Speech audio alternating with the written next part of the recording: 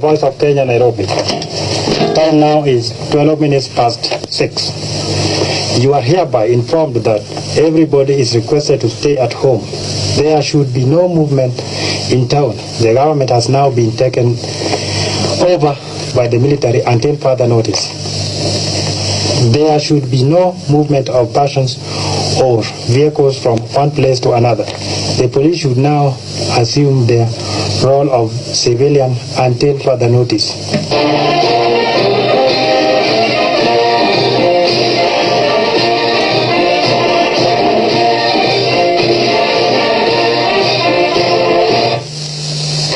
This is the Voice of Kenya, Nairobi. The time now is 14 minutes past 6. You are hereby informed that a curfew has everybody should be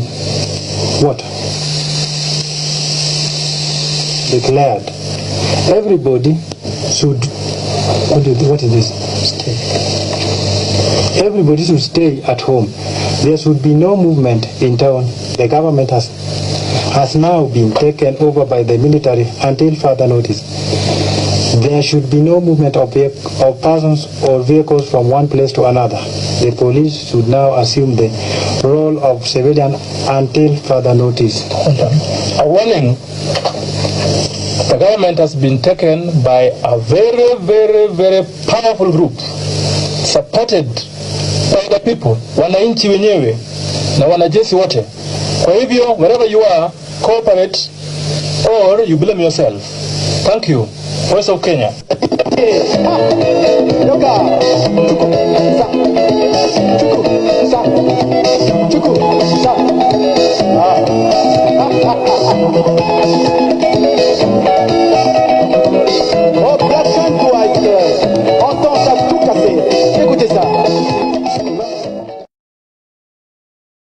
My dear countrymen, here is an announcement. It is with the greatest pleasure that I announce to you today the overthrow of the corrupt regime of Daniel Toroitich arap Moi by the patriotic forces of our country. As I speak to you now, our country is fully and firmly under the control of our armed forces. Every care has been taken to make the revolution as bloodless as possible. Fellow Kenyans, over the past few years, this country has been shedding from an open to a closed, dictatorial and inhuman society. The fundamental principles for which many of our people sacrificed their lives during the heroic struggle for independence have been compromised in the interest of a few greedy and irresponsible bandits. Over the past 6 months, we have witnessed with disgust the imposition of a de jure one-party system without the people's consent, arbitrary arrest and the detention of innocent citizens, censorship of the press, intimidation of individuals, and general violation of fundamental human rights. This ruthless oppression and repression is reminiscent of the past colonial days which Kenyans thought were buried at independence. A gang of local tyrants has emerged whose only function is to terrorize and intimidate with senseless warnings. Rampant corruption, tribalism, nepotism has made life almost intolerable in our society.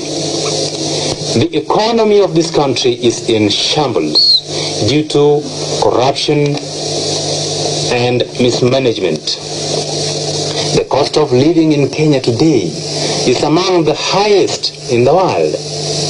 Wananchi can no longer afford to meet the basic requirements of life due to exorbitant prices of the basic necessities such as food, housing rent, transport. Above that, Kenyans are among the highest taxed people in the world today.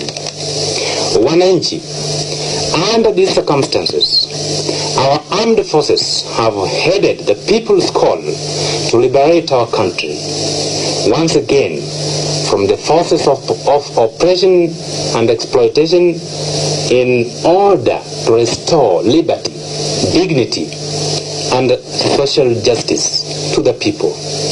In doing this, we have proved to the rest of the world that no individual or group of people can permanently subjugate or take away the freedom which our fathers and grandfathers so gallantly fought to bring to this country.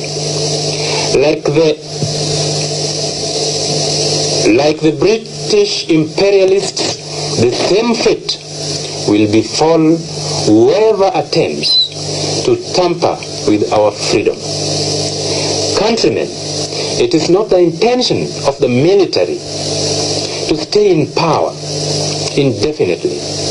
As soon as the situation allows, elections will be held and Wananchi will be given an opportunity to choose their leaders. Our immaculate task is to stamp out corruption and set out a concise program of development for Kenya.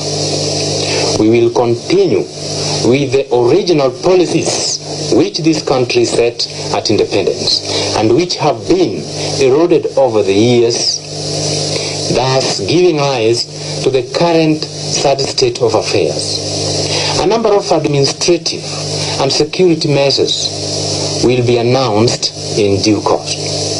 This revolution is entirely an internal affair, and our friends have nothing to fear.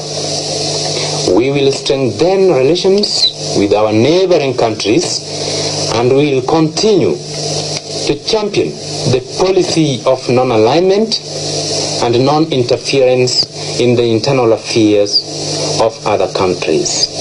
As for now, the Constitution has been suspended and a National Liberation Council has been set up to preside over the affairs of the government and state.